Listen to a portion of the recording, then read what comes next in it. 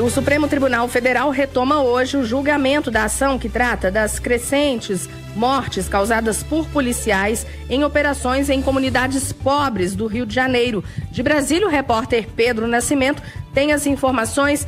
Pedro, o que os ministros devem decidir nesta quarta-feira, hein? Bom dia para você.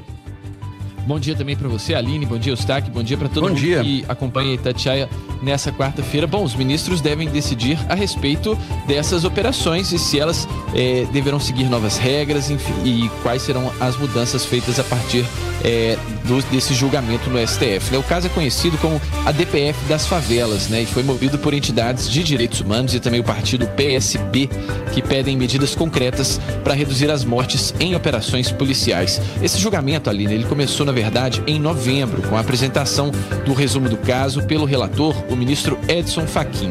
Agora, o Supremo Tribunal Federal irá se manifestar sobre as alegações do PSB, o partido que ingressou nessa ação, de que a política de segurança pública do Rio de Janeiro viola princípios constitucionais, como, por exemplo, a dignidade da pessoa humana e também os direitos fundamentais à vida, à igualdade, à segurança e à inviolabilidade do domicílio. E nós vamos continuar debatendo o tema da segurança pública.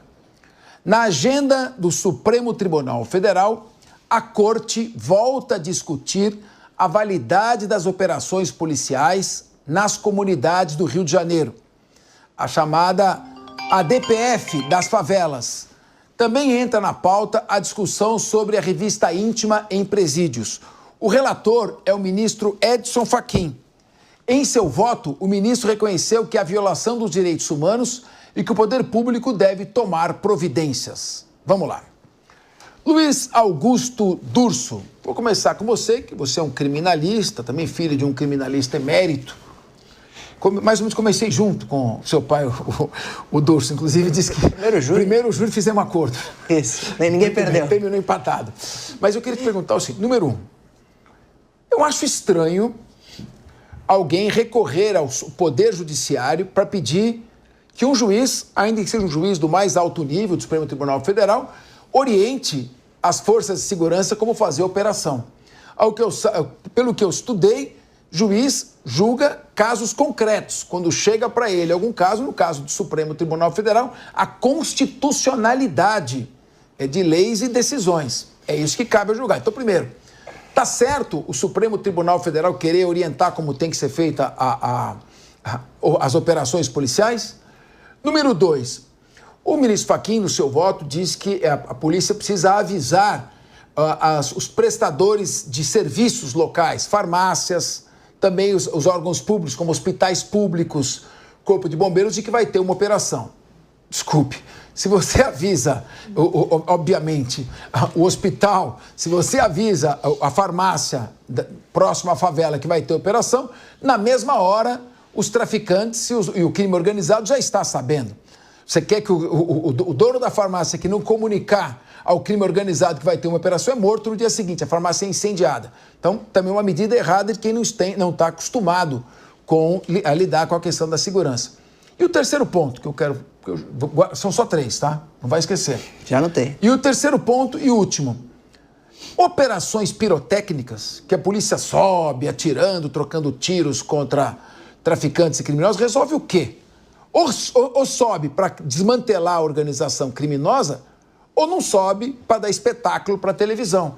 Porque aí tem bala perdida e inocente que morre. Então, esses 3 pontos. Poder Judiciário tentando ensinar a polícia como trabalhar. Número 2, vamos avisar o crime organizado que vão fazer a operação. E número 3, essas operações midiáticas, aí o Rio de Janeiro é ávido nelas, desde do governador Sérgio Cabral, de triste lembrança, helicópteros subiam, metralhando de cima para baixo, o crime organizado só cresceu. Eu quero ouvir você, que é experiente e trabalha com isso. Capês, para responder a sua pergunta, tanto na questão das operações nas favelas do Rio de Janeiro, como na questão da revista íntima, fica muito claro que a gente precisa separar o que é teoria e o que é prática. E o Supremo tem julgado muito com análise na teoria. É lógico que na teoria seria melhor o comerciante fechar as portas para não sofrer ali com algum tipo de bala perdida. É lógico que na teoria as operações precisam seguir um rito em que não pode haver de nenhuma forma risco aos que ali estão presentes. É lógico que na questão da revista íntima, a revista íntima ali do visitante do preso constrange. Só que a prática é outra. E sabe quem pode nos responder sobre a prática? É a polícia militar, que tem que cumprir uma operação, entrar num morro e tem todas as suas dificuldades, que é recebido por tiroteio, recebido por bala dessas organizações criminosas. Na prática, quando você vai para a situação da revista íntima, você não tem a capacidade de substituir por equipamento tecnológico, um scanner corporal para todos os presídios. Então precisa manter a revista íntima enquanto a tecnologia não está disponível em todos os presídios. A prática é diferente da teoria. Muito bom dia, Megali. Sheila Carla, bom dia a todos. Megali, olhares voltados aqui para o Supremo Tribunal Federal, até porque há um esvaziamento aqui dos outros poderes, né, tanto do Palácio do Executivo quanto do Legislativo, porque os chefes de poderes estão lá no Japão, né, na viagem, acompanhando o presidente Lula. Então, realmente, foco voltado aqui para o Supremo Tribunal Federal, além do julgamento na primeira turma de Jair Bolsonaro e de outros também denunciados pela Procuradoria-Geral da República. A gente tem o plenário com pautas importantes aí e retomadas de julgamentos. Vamos citar 2 julgamentos aí que estão já na pauta dessa semana, Megali, vão dar muito o que falar. Chamada ADPF das favelas e também ainda a proibição de revista íntima em presídios. São temas que colocam em rota de colisão aí o Congresso e o Supremo Tribunal Federal. Falando com parlamentares, até com líderes aqui da Frente Parlamentar da Segurança, a famosa bancada da bala, há um questionamento muito grande em relação ao Supremo na avaliação de parlamentares, avançando sobre temas que deveriam ser discutidos no Legislativo, no Congresso Nacional. Agora, Megali, essa matéria aí da ADPF das favelas, que na época da pandemia gerou muita discussão, até porque houve ali uma proibição de operações em favelas, a partir de uma ação que foi apresentada ao Supremo pelo PSB. De lá para cá, tivemos diversas decisões e agora chegou a hora de analisar o mérito. Esse assunto já começou a ser discutido, votado no Supremo, com voto do relator, ministro Edson Fachin, colocando restrições ali, por exemplo, ao uso de helicópteros em operações, apenas em extrema necessidade. Operações precisam ser acompanhadas de ambulâncias, né, em caso ali de qualquer vítima. Também questão de prioridade de segurança em escolas para crianças e adolescentes, aviso ao Ministério Público. Então, uma série de regras ali colocadas e sugeridas nesse voto do ministro Edson Fachin, que agora vai ser avaliado por outros ministros. Megali, tem também, né, nesta mesma semana, aí na pauta, a questão da revista íntima, chamada ali de revista íntima vexatória em presídios.